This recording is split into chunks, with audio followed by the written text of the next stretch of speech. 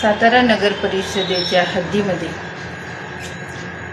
अतिक्रमण करणारे व रोडवर नो हॉकर झोनमध्ये विक्री करणारे जे व्यक्ती आहेत त्यांना पाठिंबा देणारा व्यक्ती म्हणजे नगर परिषदेमधलाच अधिकारी आहे। दररोज त्याला सर्व काही दिसत असते अतिक्रमण झालेले, परंतु तो तिथे अतिक्रमण हटवत नाही आणि 6 महिन्यांनी एक मोहीम निघते अतिक्रमण हटवण्याची आणि त्यामध्ये त्या छोट्या विक्रेत्यांचे नुकसान होते।